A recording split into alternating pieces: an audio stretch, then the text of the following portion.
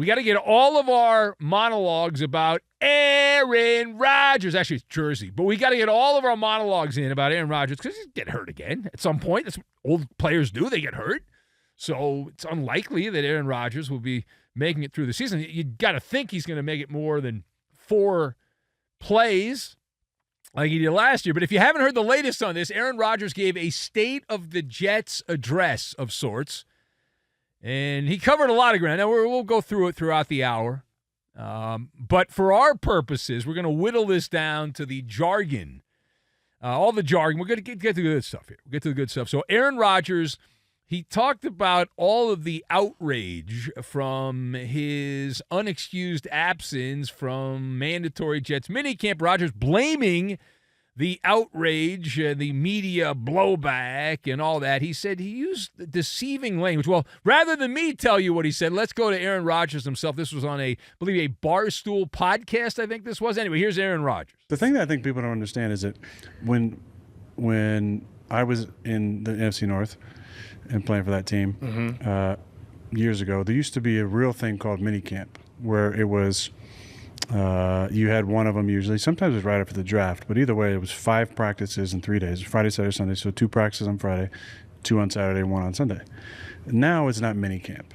They can arbitrarily put a tag on whatever week of OTAs they want. So this is the mini camp week, which makes it somehow more mandatory than the other weeks.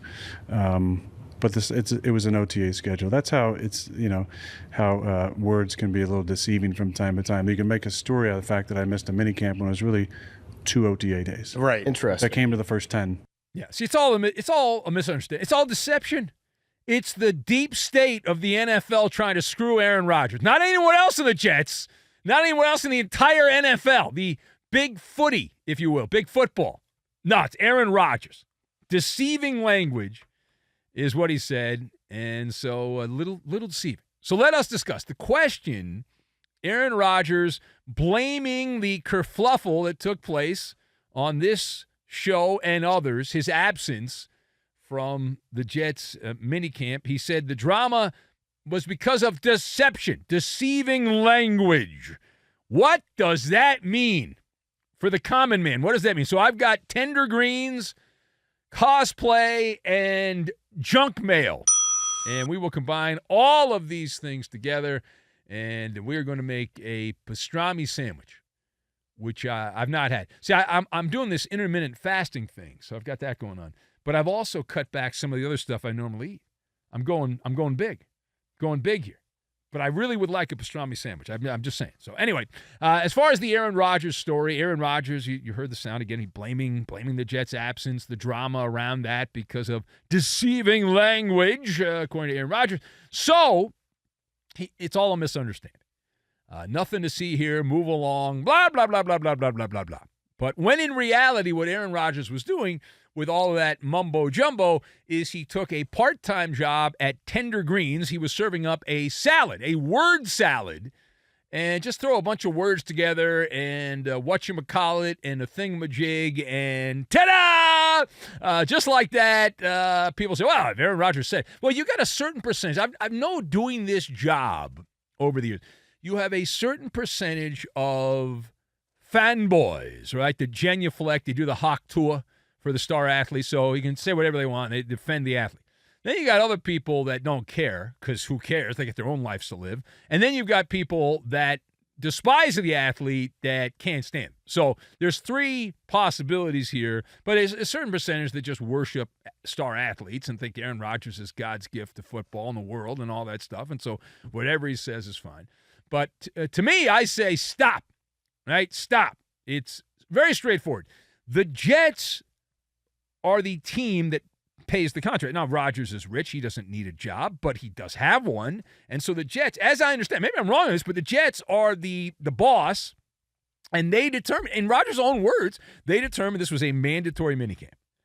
And since they own the company, they can do that. They set the rules, part of the cartel, and the employee, maybe I'm wrong, maybe it's changed, I'm old, I guess, that the employee follows the rules. If they don't want to follow the rules, then they get in trouble. Maybe they lose their job, things like that. But ultimately, this is all a ruse, right? It's all a smokescreen because Aaron Rodgers really is just upset with Robert Saleh. When he talks about deceiving language, he's really talking about the head coach of the Jets. There was a double secret handshake that was done between the brass of the Jets and Aaron Rodgers.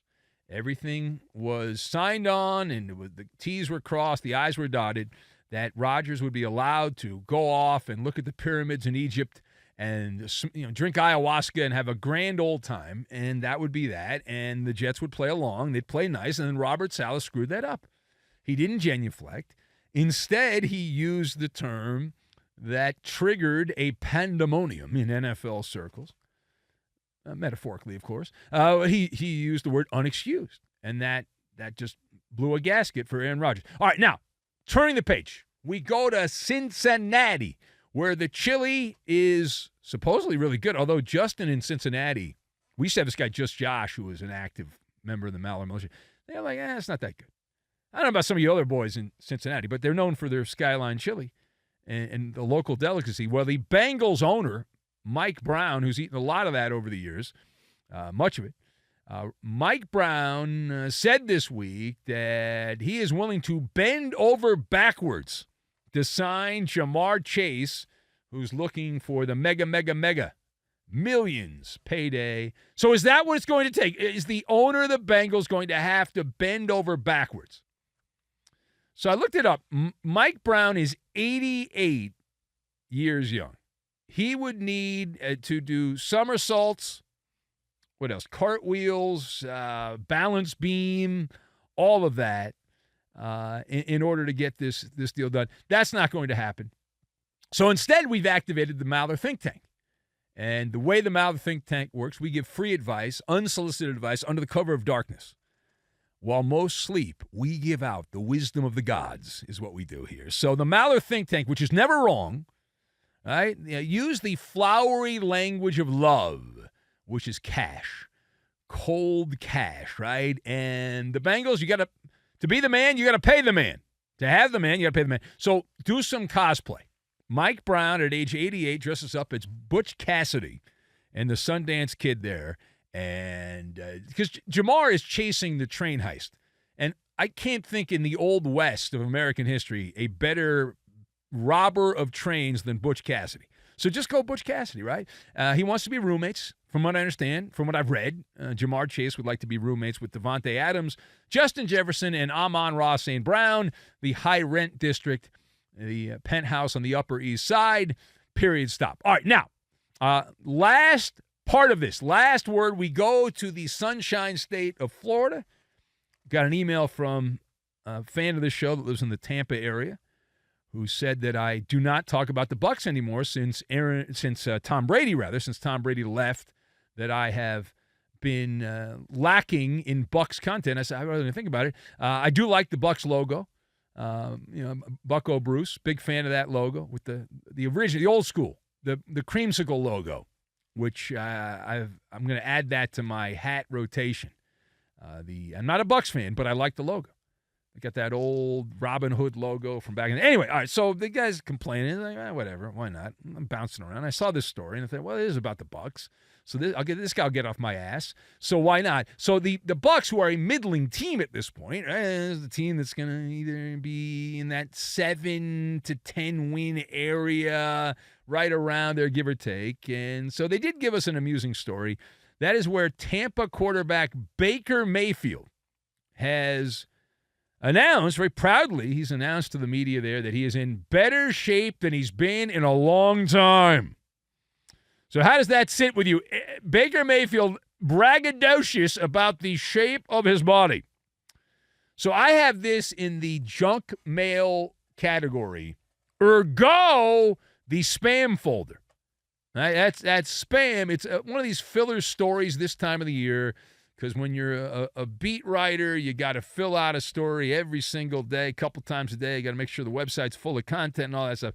It takes up bandwidth. It's the kind of story that takes up bandwidth. It is also, and I know this from being in this chair behind this very powerful microphone over the years here at Fox, that it is a standard ritual associated with NFL camp. Right? This period of time between now and we get through the exhibition games, which start soon, it's actually one of my favorites. It happens in every sport, mostly in baseball and football, but it happens in basketball and hockey as well. It's a rite of passage. Right? Now, what is it? It's the annual parade.